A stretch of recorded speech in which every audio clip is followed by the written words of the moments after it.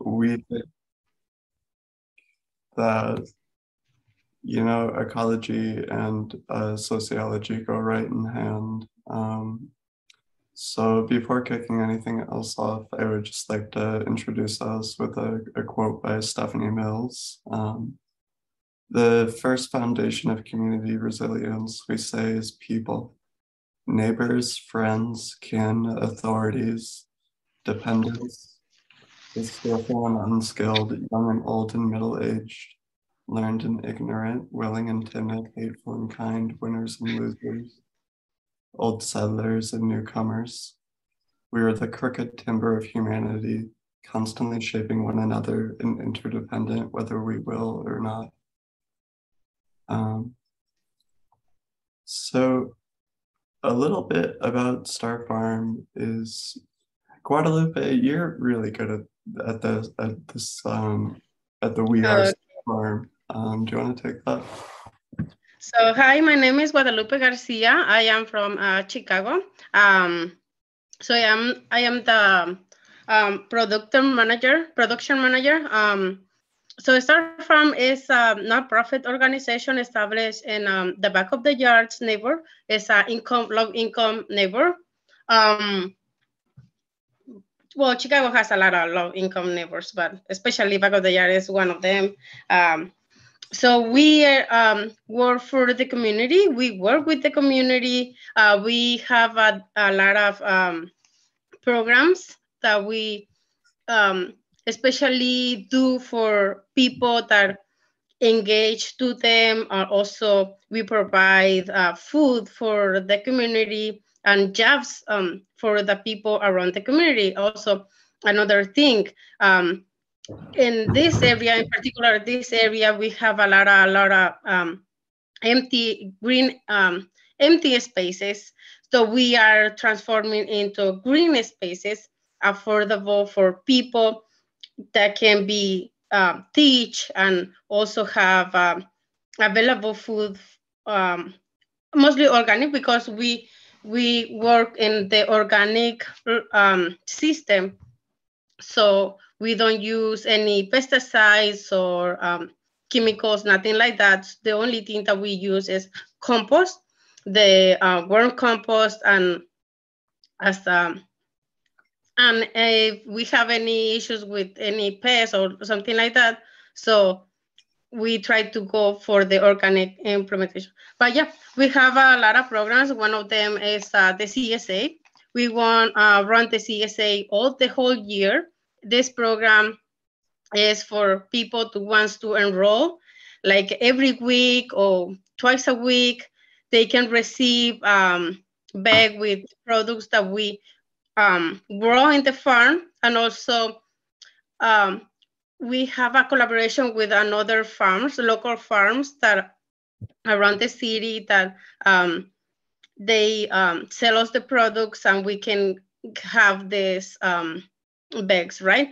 For example, in this time of the winter, we do microgreens and salsas and jams. So also these products go in the CSA bag that people receive, and all the Wednesdays. Yeah, our schedule is Monday. Nobody works in here, so we start Tuesday. That is the in summer we do harvesting, and all En the verano Tuesdays. nosotros en sí. Okay, and Wednesday we do the CSA. And all the Wednesday, rains, snow, or whatever it is, we have to deliver all the bags to the people that is enrolled in that program.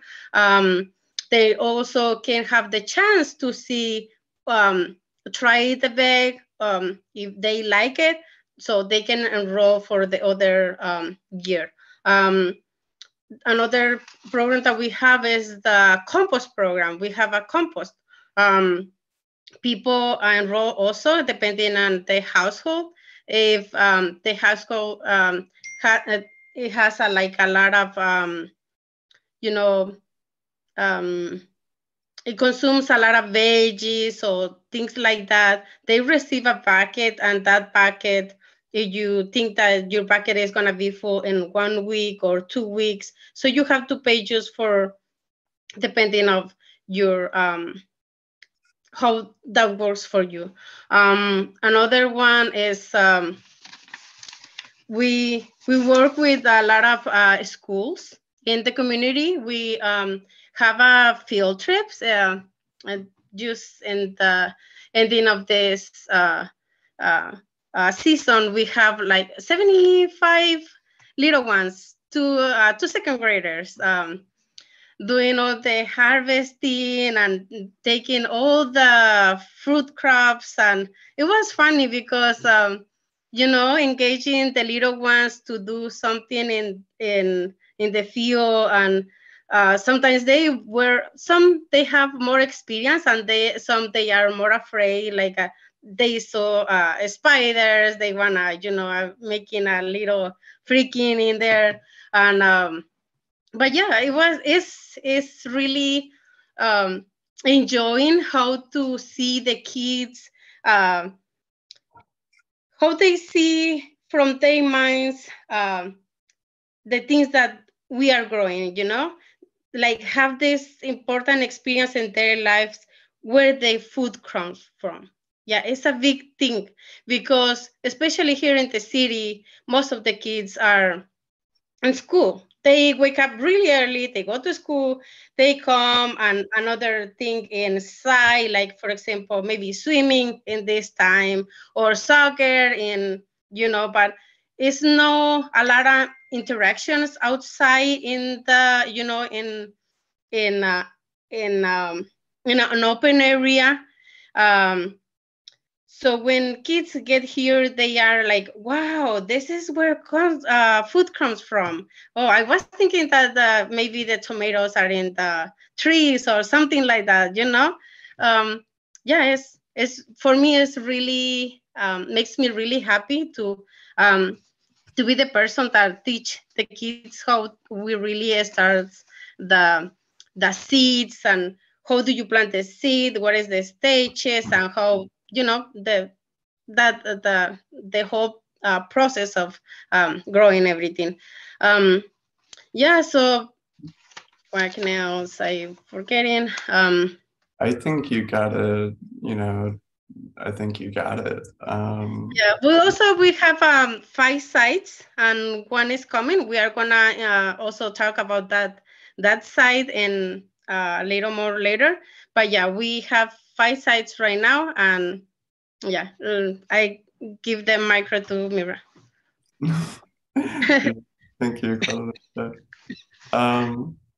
So we've had a lot of success this past year. We were able to establish this groundbreaking partnership with WIC Food Banks, which they are state funded, but they're also ran by Catholic charities. And so I personally think it's very incredible that state and church funding, two sources that are known for being a bit conservative with who they fund, they're funding an urban farm in a low-income neighborhood that is directly serving the neighborhoods around it.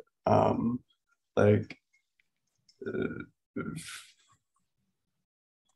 for the food that is going to those places, for it to be grown from inside the neighborhood, that is truly a neighborhood supporting itself. And all over our operation, we do these unconventional, bonds and partnerships, and they just really pay off. This coming together, to me, that's where I really see a shifting cultural tide for better food for all people. Just that factor of we do all deserve to eat good food. It should be accessible, it should be low cost, it should be beautiful.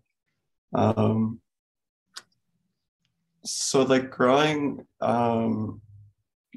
growing in the back of the yards, we have gotten to learn quite a bit about farming. It's kind of just what we do. And So we've gotten to learn about, ecology as it comes to that. There is one ecological concept that really fascinates me. Oh, no, scrolling is this way. And it's biodiversity. So biodiversity is the genetic diversity within populations of an ecosystem. And it is really like the penultimate factor when considering resilience. When the biodiversity falls, it can trigger a trophic cascade. So a trophic cascade is an ecological phenomenon that it creates really powerful waves of indirect interaction, and that's capable of radically changing the ecosystem. So like the best known example of this was at Yellowstone National Park. This has happened many a times, but this is one of the best documented.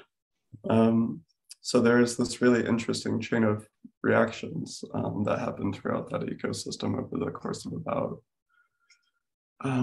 it's been about 90 years now, with 30 of those years being restored. So in the 1930s, wolves were seen as like a critical threat to ranchers in the area of Yellowstone, as well as the newfound like tourism industry that was coming there. And so as a result, there was just kind of a killing campaign, and they pretty much exterminated the entire populace within the geographic area. Entonces lo que pasó en sí es de que en sí So without the wolves in the area to hunt elk, los lobos en la área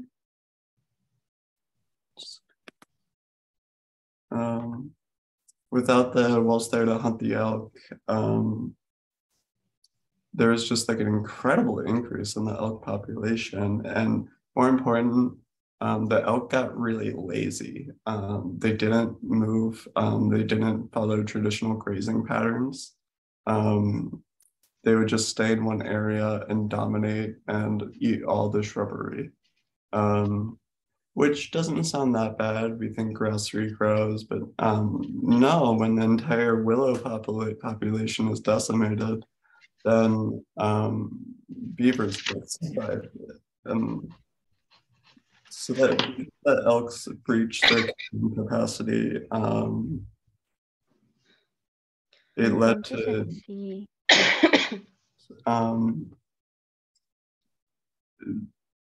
beavers could no longer support themselves off the willow supplies, and so there became less dams in the river population or in the river, which it led to increased currents, which is turbidity, and then there's increased solids in the water, and I believe there's decreased oxygen. Which those are three things that are going to kill an aquatic ecosystem. This chain of events continued from the 1930s all the way to the 1990s.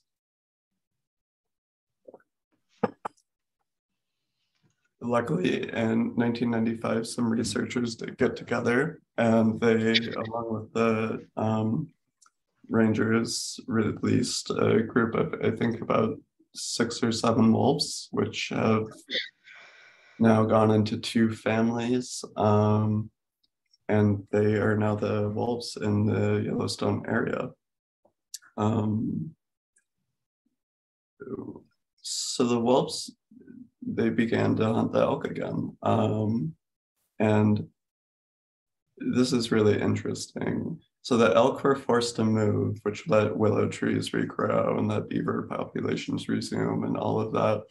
But what I think is really interesting about this example is that the elk herd is now able to support itself at 3 times the population of when the wolves were gone. And that's just like the sign that because the system was fixed, there's overall abundance that will be increased.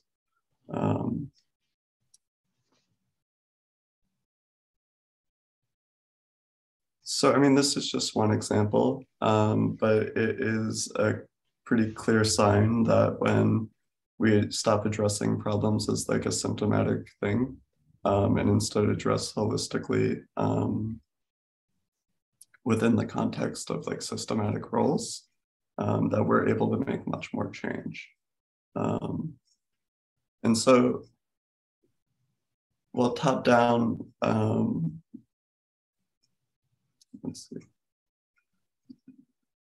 So an ecosystem is like a multiple populations of life and layers, and they interact with each other in order to support the lives of their individual communities. The stability of the communities is completely necessary for the stability of the communities is completely necessary for the resilience to foster. By that definition, every city, every town, every village, every community is an ecosystem, which just, you know, going, whether we like it or not, we're part of nature and we behave like nature, even when it comes to our societies. And that's not a bad thing. It's a really glorious thing because these systems have been set and we can follow their patterns and look to them for examples. So yeah, sociology and ecology really, really line up in like a freaky way. And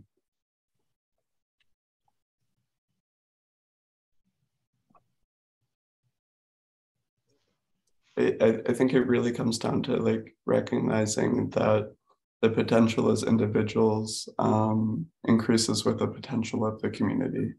So together, like the identities add up to a potential that cannot be ignored.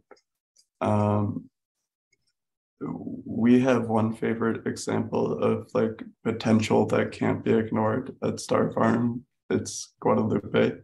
She is just an incredibly talented human from start to finish, and it's never finished. You know, she works so hard every day, and she's so proud of her work. And the energy on it is, I mean, it's of a strong woman who cannot be ignored. And with that, please, you know, welcome her back to the stage. Oh, thank you, Mira. Thank you. So I'm gonna be, I'm gonna have like a introduction to my history, how I come to an agriculture. So the first thing, I born in Mexico, and I am the oldest one of the three sisters. So my little sister is a deaf, and she also has autism. My parents have doing agriculture for a long time ago. So every people in Mexico, mostly the people that live in ranchitos or little village, they do agriculture in order to sustain. So we grow, like the thing that you see in there is the milpa, the three sisters that they are like ecologically helping to each other. So one gives a shade, another gives like the support, and the other one helps to keep the soil and the moisture and the nutrients stable. So yeah, when I was a kid, I was helping to my parents to do this job every day. I remember that one of my funny things is that when I was like 6 years, because they really taught you in a really kid, when you are really kid, you have to be responsible. Yeah, you have a responsibility to help them in weeding and so do that stuff. So yeah, when the most difficult thing being a woman and immigrant is getting here is to speak the language. Yeah, it's really hard for a woman. I immigrated, and when I was 15, I decided to come here and give it to my family a better life. So yeah, but when I came here, I found the barrier that the language it was really different. And it's one of the most things that you have to work and overcome in order to be someone in life.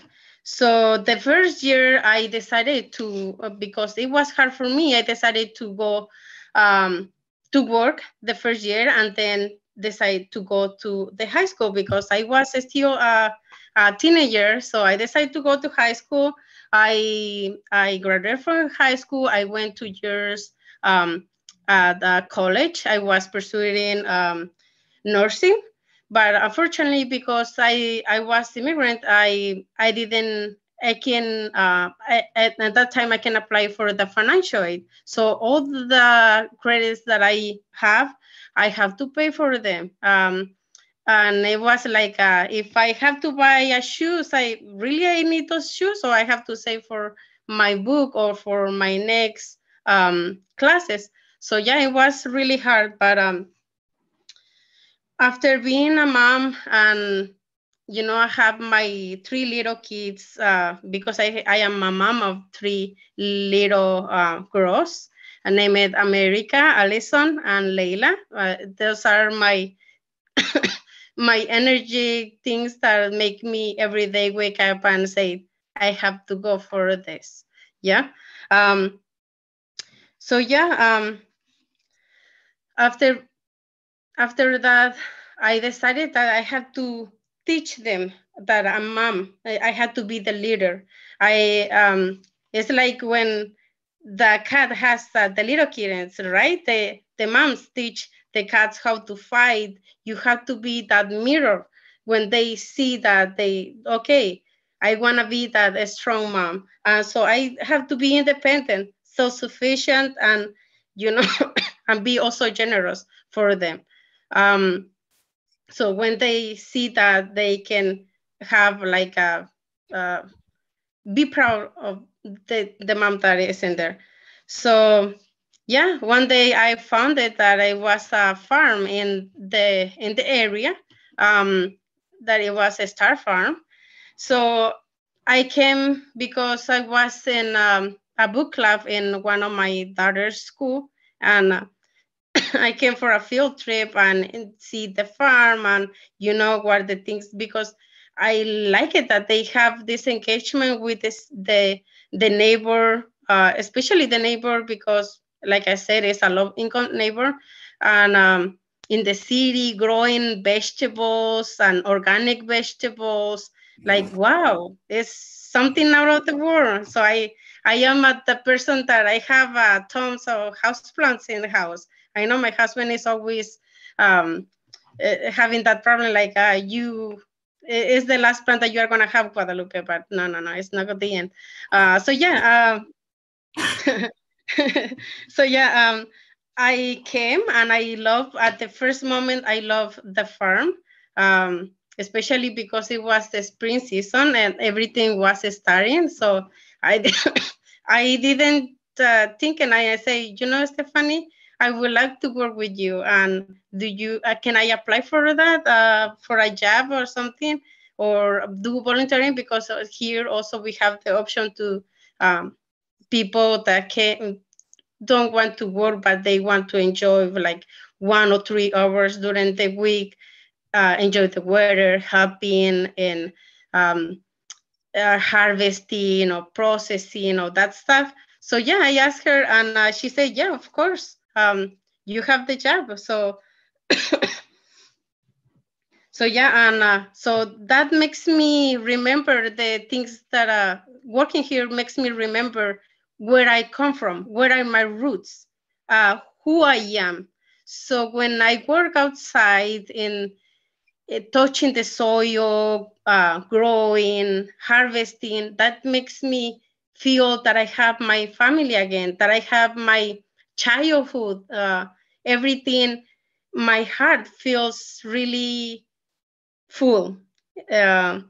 So yeah, it's one of the things that I always tell my daughters, you have to study something that makes you happy, because when you work, you are not working, you are creating, and that makes you more productive in life. So yeah, this is one of the things. And so yeah, like I said, this is a low income neighbor. So after that, I decided, well, I know the library. Library will like to work with us. So I started to working and being part of being part of the family of a Star Farm. So because then I get the position of a production manager. Um, yeah, Star Farm believe that I can do more than that, than my I didn't. I didn't took any agriculture classes. This is one of the things that I have to say. I didn't took any agriculture classes. Everything that I know, I have written in books. And the most important thing, my parents taught me in a really, um, uh, when I was a kid. So this is also one thing that I like to I am coming from a long history of agriculture. So it's part of my life. And this is the things that makes me really proud. So the thing that I start to do is bring my community. I know that the Star Farms already have put in a lot of things in the community, but then I decide, okay, I am a mom, I have a kids. Mostly of the kids that I know, they are playing video games, watching TV. So no, it's time to start this line, come back again. That we don't have to, they don't have to miss that line, right? Like where the food comes from. So I started to work with incubator program. The incubator program is for people that once they know about agriculture or how to work the land, but also if they have the knowledge, but also if they don't have the knowledge, we give the resource, we give the tools for that. So I started to work with the incubators for the incubator, and I introduced the library. Library is also takes place in the incubator program. They teach the kids how to start the seedlings and that stuff, and growing tomatoes, peppers, and picking that stuff. Also, another incubator is the Union Impact Center that I am a coach, soccer coach, and I like it to introduce these kids that are from second grade to eighth grade, how they can grow their own food. And so they like to enjoy playing soccer in there, but also they had to have some knowledge where how to start like a strawberry or some seed, or identify also caterpillars or harvesting, something like that. So it's like a therapy for a kid. It's more, I think that is more better that is in four walls, right? It's still in four walls, because all the things that kids do and mostly all the day is being in front in the screen and absorbing a lot of good material, but a lot of bad material. So I think that agronomy is one of the things that we have to persuade and makes in the school, that they have to teach the kids, because we are running that system that we have to be attached to someone else. Like what happened in the COVID time, everyone was the stores were like catastrophic, because the papers were running out, the food were running out. So what happens? the next time that we have something like that, everyone's know how to grow their own food. Not mostly of people know how to grow their own food. And we have here in Chicago, we have a lot of spaces. So it's one of the things. We have also another incubator that she's a teacher, and she brings the high school, she's a high school teacher. So she brings the teenagers from the high school to help harvest, process the food, but also she all the things that she grow, she goes from that she donates from the community. And this is one of the big things that I love, work with that kind of persons that is always before them is always giving, is when you give, you receive more abundance. It's one of the things that I have learned. And also I love this thing that I work with the Rose Center. The Rose Center is an adult school for adult with different disabilities. I go to the school every spring, and I teach them how to start the seedlings, helping them to watering, and teach them, this vegetable needs more shade, this vegetable needs more sun, and teach them how to harvest. For a person like that, with different disabilities, because I have a sister that has disabilities and is different education, I really glad to see that other people are doing something that they can be productive, that they feel like can do something in life. So yeah, it's something that maybe some people can understand that, but yeah, when you are accustomed to give, it's something that you always enjoy. So so my role in this farm is the production. I am the manager production, so I am in charge of 5 sites. So I decide every year which site is gonna be for. For example, one for brassicas, one for the milpas or tomatoes, peppers, but always be aware what are the shades, or what it has more water, or that stuff. But one of the always things that I love in doing that is that I can design my own things, like, give life to the own farm, introducing new things, for example, this year I'm going to introduce the bees, helping the farm to do the pollination. So we always put a lot of flowers. I like the farm have vegetables, but also a lot of flowers, because it's like a different ecosystem in one place, right? We don't have to forget that we are everything that you are getting from the soil, you are also have to pour back to the soil. And it's the people don't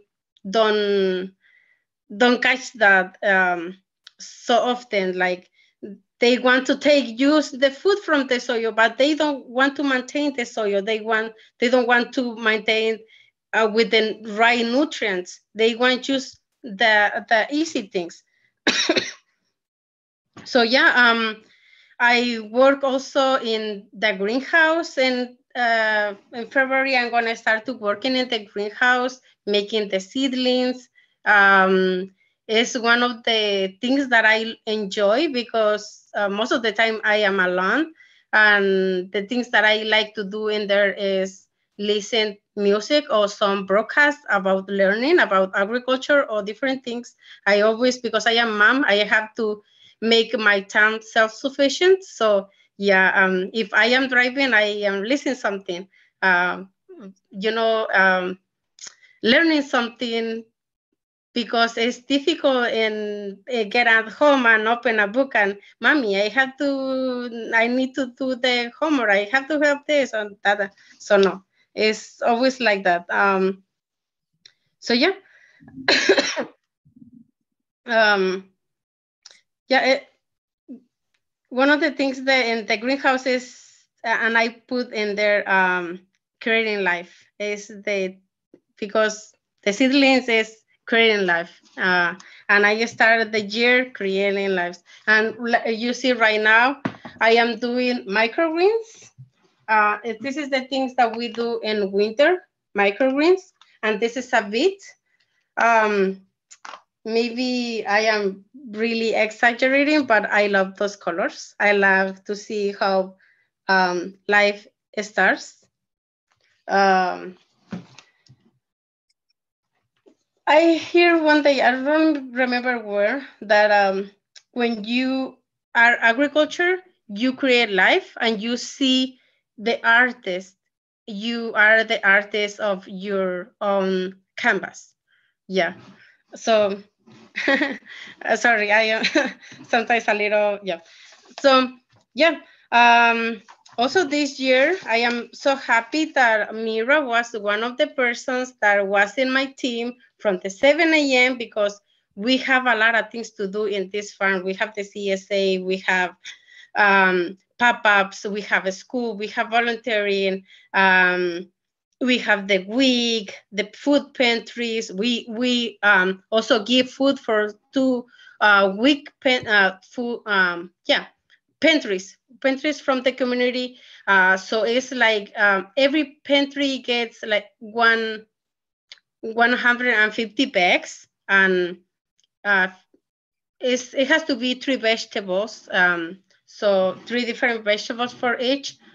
And so we have to think what it has to go in each pantry, because the cultural is different. One is more Hispanic, one is more African American. So yeah, we always have to think what is going to consume.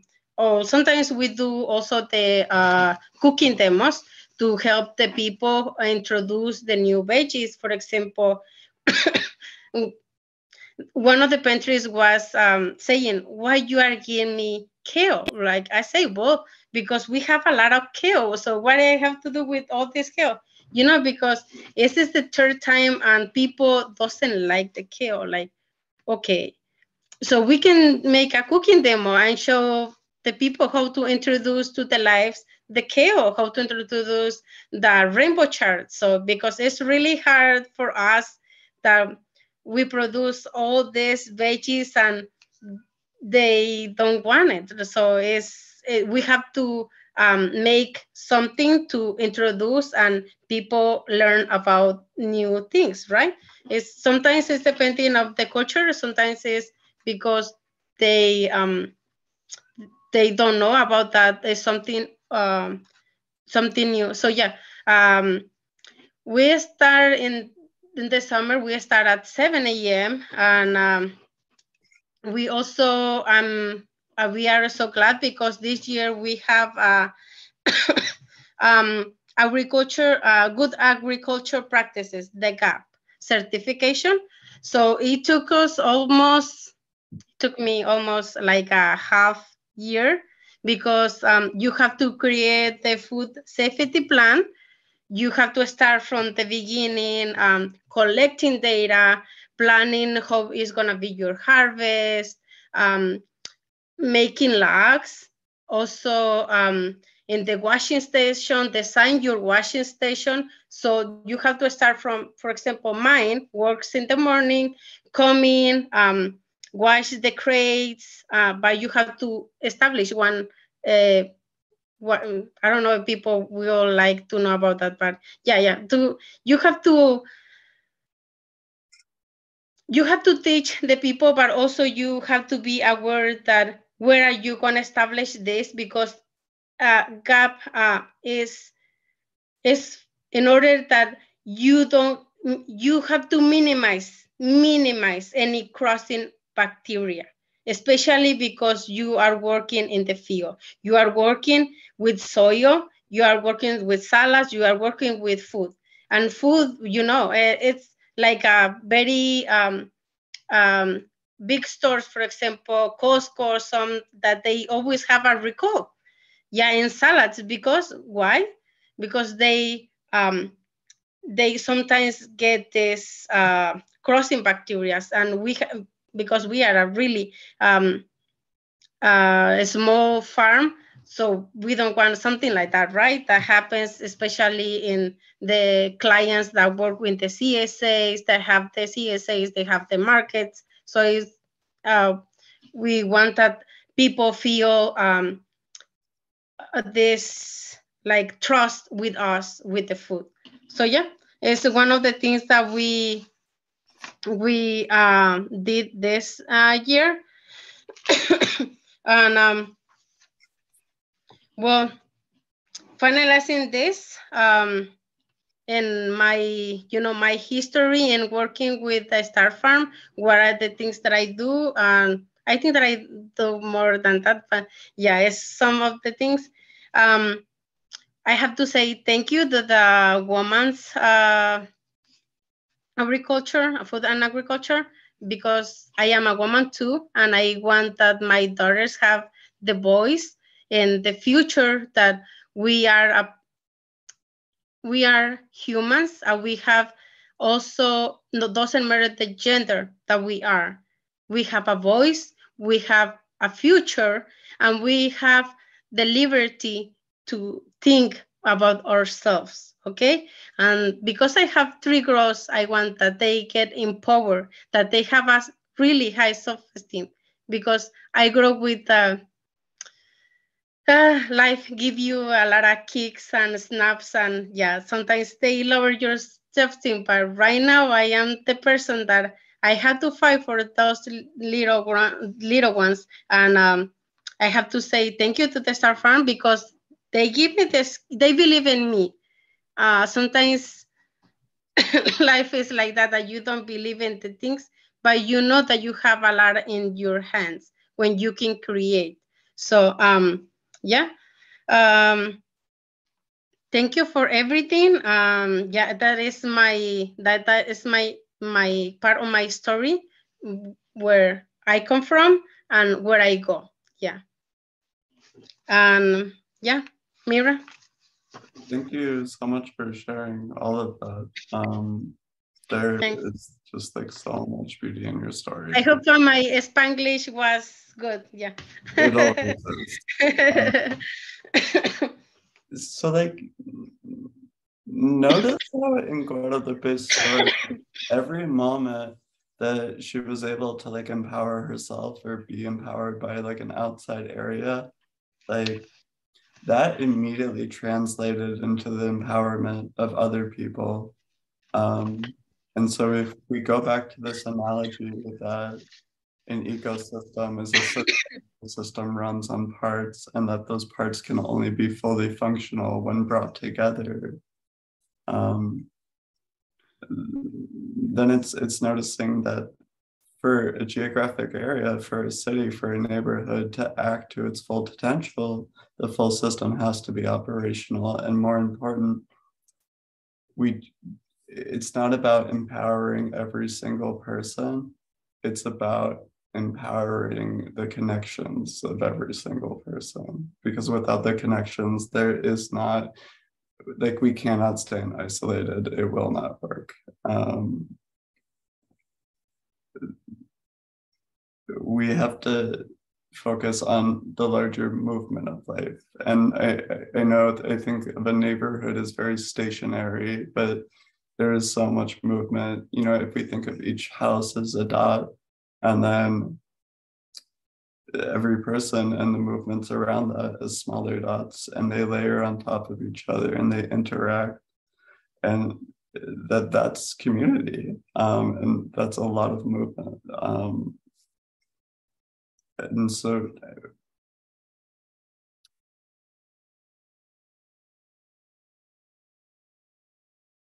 we do want to talk about Stockyard Gardens. It's a community center that we are in the process of developing. So it'll be multi-purpose.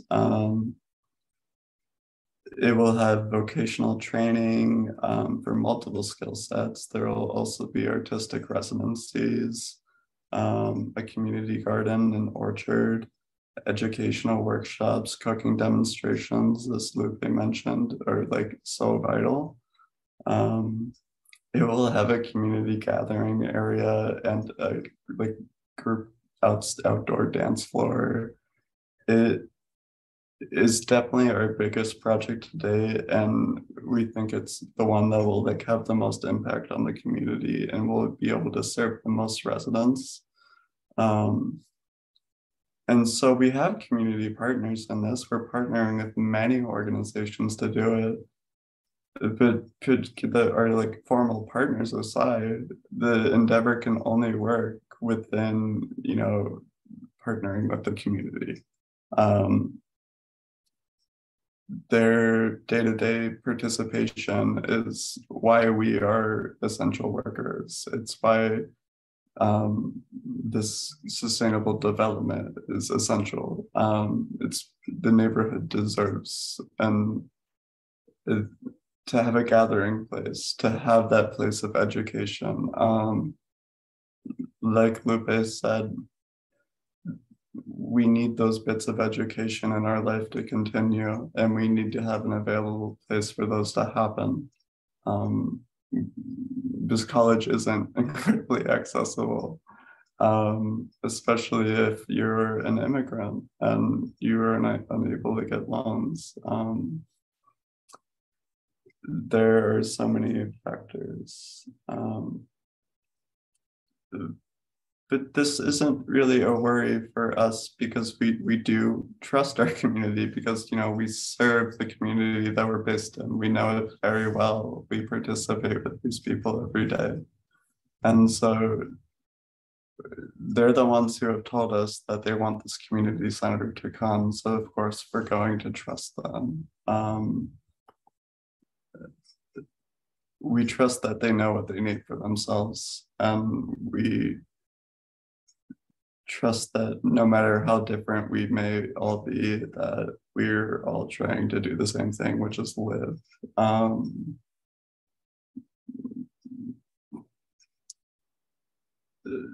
more specifically, live on the south side, which I believe Lupe wants to say more about being a resident on the south side. Yeah, I have living in the back of the yards for almost 12 years, and I have seen kind of an improvement, but not at all. So like I said, we have a lot of empty spaces that we can be affordable for the community to grow their own food.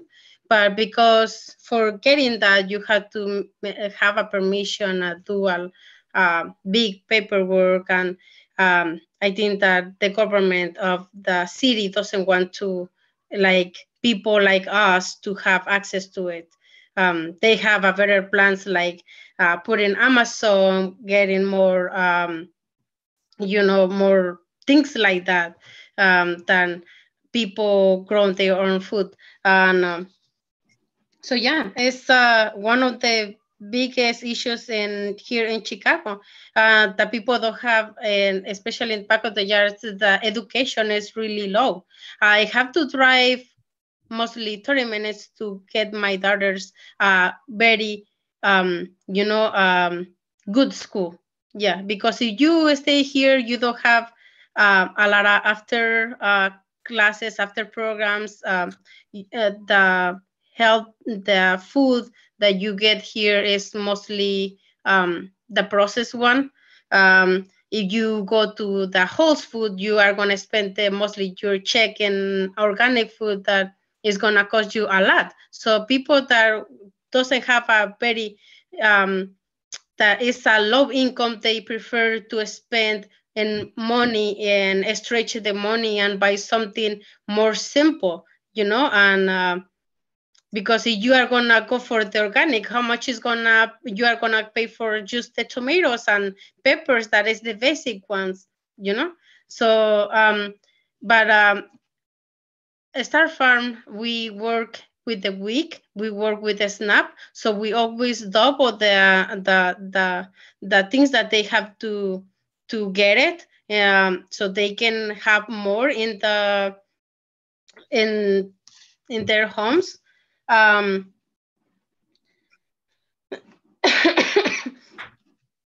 and they can have a really good food. For example, we are organic and we are local. This is one of the things also always have me in my mind. Like, for example, I saw a meme in the Facebook. Always, sometimes when you don't have nothing to do, it's like the little fruit that how long it takes to the fruit mostly goes from any part of America and go to Asia to process and then come back. And it's still like a cents. In US they are selling in cents, right? Like less than $1. I think that is probably $2 the whole package, or no, maybe less than that. And it took a lot of trouble, like going from here to there and going back. So how you are paying for all this and is more accessible when the food that you grow in your community is sometimes it doesn't have the access to the community. How is that possible that you want to buy organic or something local is more expensive, and the things that are in store that they have in package, that they have in, I don't know, they do magic in there, is more accessible? Like, is something just in my mind or is something wrong? So yeah, I don't see any sense in that.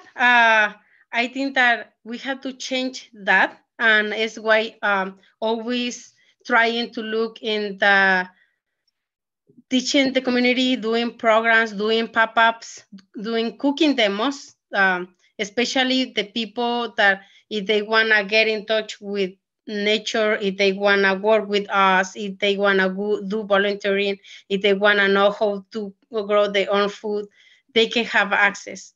So we can break this system. Because this is a cycle. This is a cycle that you teach your daughters, the daughters is gonna teach you. Or it's a cycle that we have to break it. So yeah, it's something that I don't understand, but yeah, like I said, we work with the WIC, we work with the SNAP in order that people, the low income, they can have access to food, especially in this area that is mostly Hispanic people and African American. Yeah. I remember that I went here when I always went to buy food, and because my husband is the one that I used to work, and we have the same thing, the salary, the problems with, pay the bills and that. So when you buy a carrot, the carrot doesn't have a taste. But when I work here and I taste the carrot, it has a taste. So yeah, we also have to be aware and the GMO things that are selling in there and the things that you can grow in your own. And teaching people how to go with the ancestors process, like no pure fertilize in the soil, because that the for one moment you are going to have abundance, but for the next year you are not going to have nothing, because you are killing all the microbacteria, all the nutrients that are in there. So yeah, it's the things that I like to teach the persons, and to be aware of that. So Yeah, Star Farms, we have a lot of things. We have field trips for the kids. We have volunteers during the week. We have during the weekend. We have also the people that work in office, and they say, "Oh, we want to make a field trip, the whole group field trip." Of course, I enjoy that they can help me, and because here the season is really short. In Chicago, the season is really short, and we have to take advantage of that and the production. So if they want to help me, I am really glad for that. So yeah, like I said, we have the compost program, we have a cooking demos, we have a pop-ups, we have a markets. Mira run a market. We have like 8 markets during the growing season. Is also we with those markets we give us to know, like for our products, we also engage people from around the city and collaborate with us. People start to know more about us, and it's a good thing that also, the last year, I was so glad that I was working the week, giving food for the seniors, especially the seniors that mostly the seniors here, they don't have access to healthy food. Um, and sometimes they cannot drive. They have to wait for the son to take them to the store or something like that. So the last year they have a lot of access to the food. This year, unfortunately, we cannot work anymore because I think that they have issues like every state, like every year they are cutting more things for people, but they are increasing the taxes. They are getting more, mm, um, yeah, the persons that are running the states, they are not very trusted. Yeah, this is the thing. Yeah. But Anything else that maybe people have um, questions, or I don't know. Sorry, Mira, you want to say something? no, I mean, you were perfect. I mean, just on that note of trust, that like it really does come down to like basic morality, and at that point, it's how we trust ourselves and what we're doing. And I mean, I find working on a farm to be a very simple job, and not because it's simple or, not complex, because it's very complex, but just that like the basic premise is to show care. And like that's something that is easy to do, and I always have to consider that I am a doctor. I had a question about urban ecology.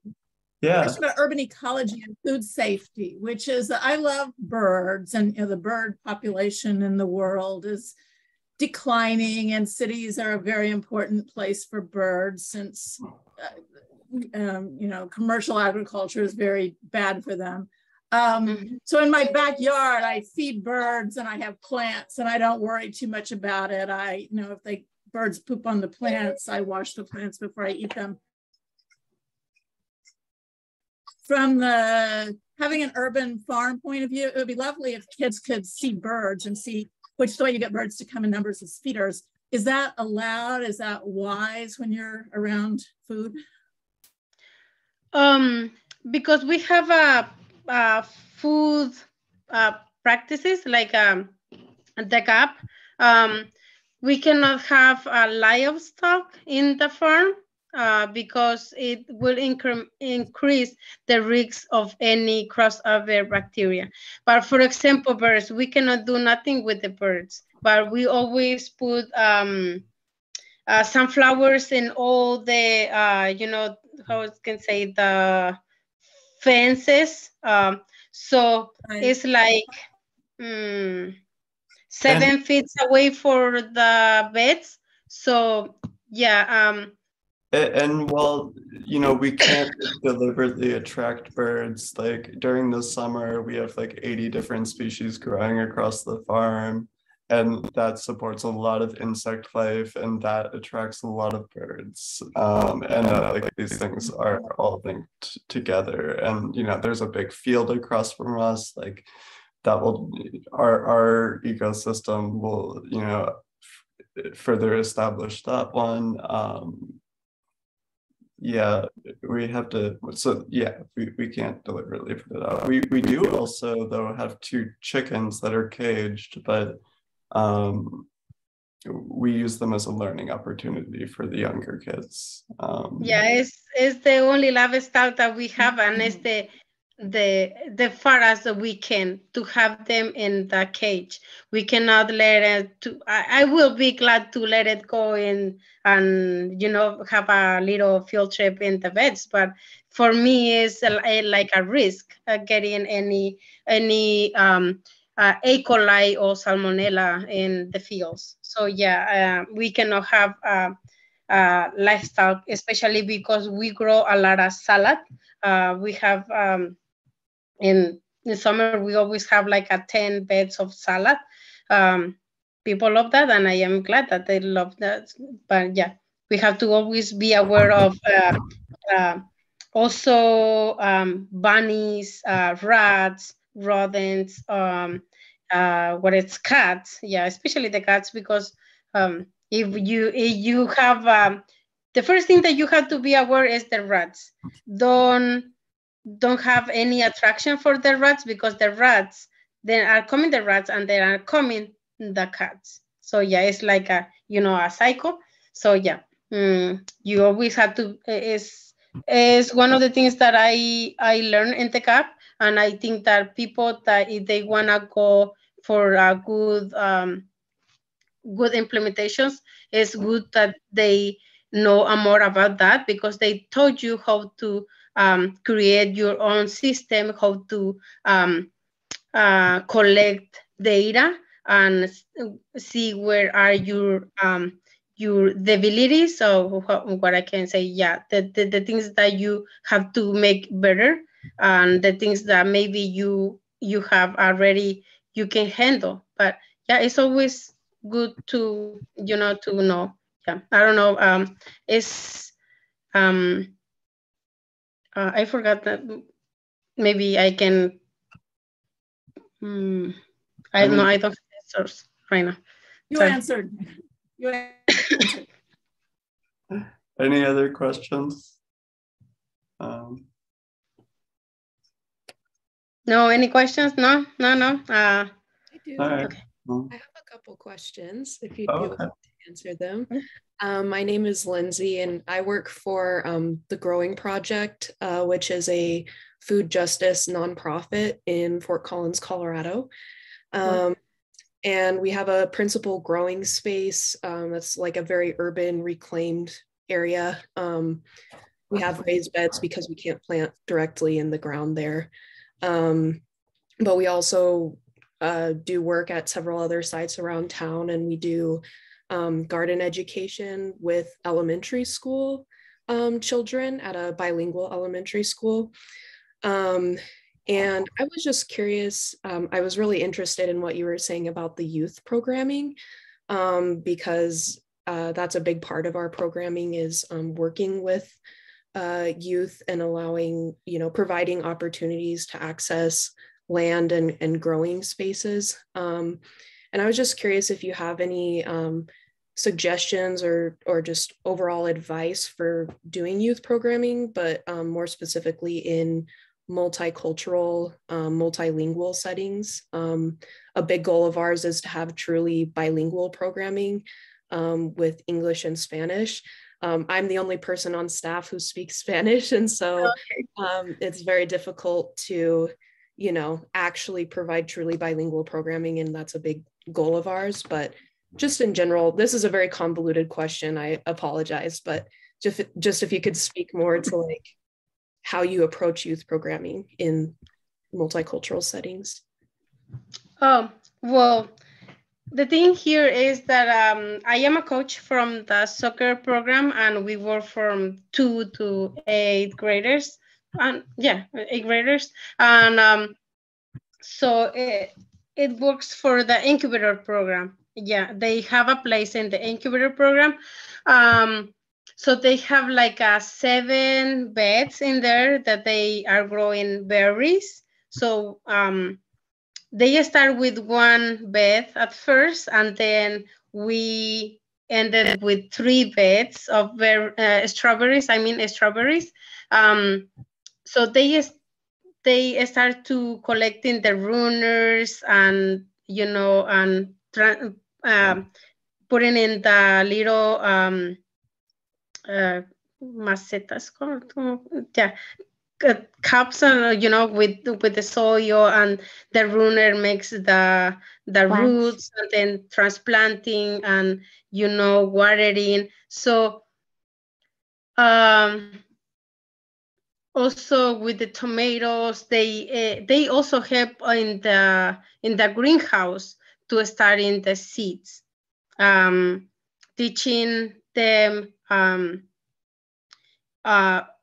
you know because all the seeds have a different, you are not going to start in for example, here in Chicago in February, you are not going to start the squashes in February, because it's going to have a long term in there, and you are going to get the vine. So teaching that is stations for each thing, and also the shades that they have to be worry. These tomatoes always have to need a lot of sun, or if you want to have a salad, it's better if you put spinach in spring, because it needs more cold, something like that. Maybe moving from one simple thing to more complex things, but always creating this thing that they can be part of it. Like, for example, they start in the greenhouse, then they start moving in transplanting, they starting to move into watering, weeding, and then harvesting, and then we started to do also because we had a lot of cucumbers, they help to do the water, and a lot of stuff. So it's always working with kids and youths. It's always trying to catch the spirit, to that they feel the joy, that they feel that they can be used, that they can help, and always, if they fail, you don't have to say, oh, you did it wrong. Yeah, no, no, no, no, no. Because in that moment you break the whole spirit and the whole thing. So yeah, for the next time I will prefer that maybe you ask me, or you can do this and you are gonna have this better, or it's gonna take you less time, or something like that, just giving advice, no like carrying it out. So yeah, I don't know, do I answer your question, or I make you more, I don't know. No, I thank you. That is very helpful. That answers my question. I didn't have a very clear question to begin with anyways. I just love hearing people's perspectives and experiences, just in like a conversational way. So that's very helpful. Thank you. Yeah, it's the thing that the mostly I love is teaching. Yeah, sharing. I think that, yeah. Thank you. Yeah, anyone else that has any question or something, to say, or something that they want to share? I don't know if everyone here has a farm or a garden, or or they come from organization or something that they want to share with us, or giving advice or something. Yeah.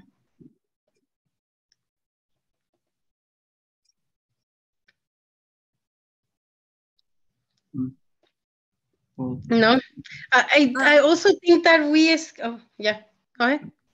One thing that seems to be very hard to come by in a lot of places, including Chicago, is like a little plot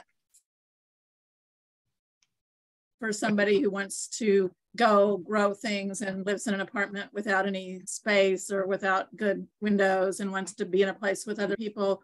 Is that part of any of the existing operations, or is it going to be part of anything you're planning? So yeah, it will be part of like Stockyard Gardens. We'll have community plots, but also there are quite a few shared plots within Chicago. I don't know what neighborhood you're in. I know there's several in the office. Yeah, my impression was they had wait lists, and my own yard keeps me busy. So there's sort of this trade-off between planning in my house and playing with other people, unfortunately. But sure. But I thought there were wait lists. So what was your question? No, I was just wondering if you were going to do something to make those available in back of the yards, because it seems like something a lot of people might like to do. Yeah, I think there's a good number of community plots in at least down 51st Street. But with, you know, once our development of Stockyard Gardens will come, you know, it is, you know, still in development. But yes, yeah. Mm-hmm. Thank you. And does sending things home with kids, like a grow bag or an explanation of what they did, and we've definitely given English kids or Spanish if the parents weren't part of it, does that matter? Mm-hmm. Like plants they can take care of at home or eat at home, or yeah, we definitely like to give them something tangible that they can then, you know, like associate with the memory or the knowledge that they learned, and that also creates another opportunity for them to share with another community member and to have that community interaction. So yeah, good question.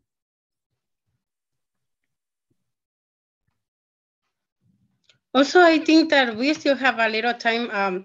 We skip the introductions, yeah, like the people that are enjoying us today, and I think that we are the last ones, right? Yeah. I would like to know all the people that is here in the meeting, and they can tell us the name and the pronouns or where they are come from or in any organization. Yeah. So Lindsay, I give you the micro and you can pass to another person. Okay, gracias. Well, my name is Lindsay. I use they, them, or she, her pronouns. And I am a programs assistant for the Growing Project, which, as I said, is a food justice nonprofit in Fort Collins, Colorado. That's where I'm at right now. And I joined the staff earlier this year after graduating from Colorado State University. I studied social work in Spanish, but definitely am interested in food and local food systems as a means of connecting people, of healing ourselves and healing our relationships with you know, our living relatives, the land we inhabit. And yeah, I'm just very grateful to be learning from you all. I think it's incredible work you're doing. And definitely a lot of the things you're talking about, I think are efforts that we would love to be able to do, you know, as we expand. We're a very small organization. We only have 4 part-time staff. So we are just always looking to learn from other organizations doing this work as we hopefully expand. So thank you. Thank you.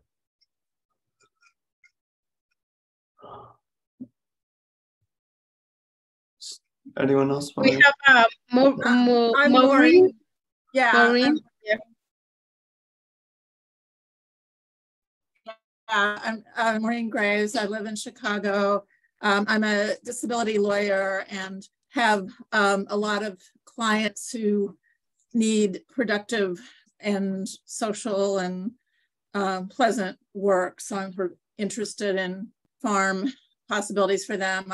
One of my sons was one of the first volunteers at Star Farm, and we gave a lot of money and done a lot of stuff to help it get off the ground, and are very pleased with what it's become. So trying to stay involved in urban farming. I have a hobby of growing house plants, and I think indoor plants are kind of important for people too. They certainly are for me, and they're a hobby that sort of, reproduces and beautifies your home. And I know a lot of people share plants and know all about that. And on the other hand, if people don't, you go spend $25 on a house plant. That's a lot if you're living on a low income. So I kind of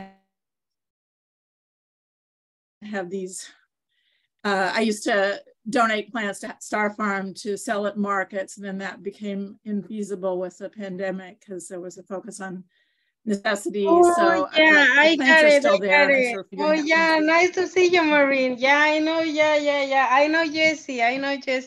Yeah, I remember the last year that you donate a lot of plants, and believe me, it's not a habit, it's addiction. I am addicted to the house plants. Yeah. Yeah. Thank you for being here.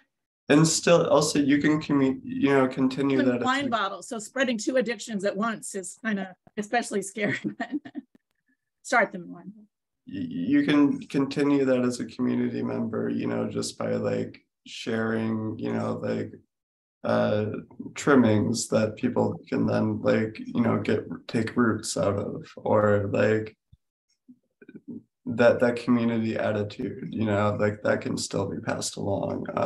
Seed sharing has gone on, for millennia, and it's a really beautiful thing. So and I have high hopes for the Star Farm building when it opens. I think it could have a lot of stuff like that. Yeah, that will be exciting. I think we're about out of time. Yeah.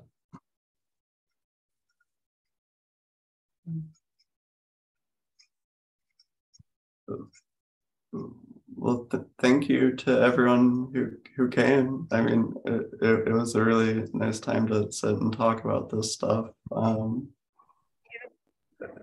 Ecology is really, really interesting.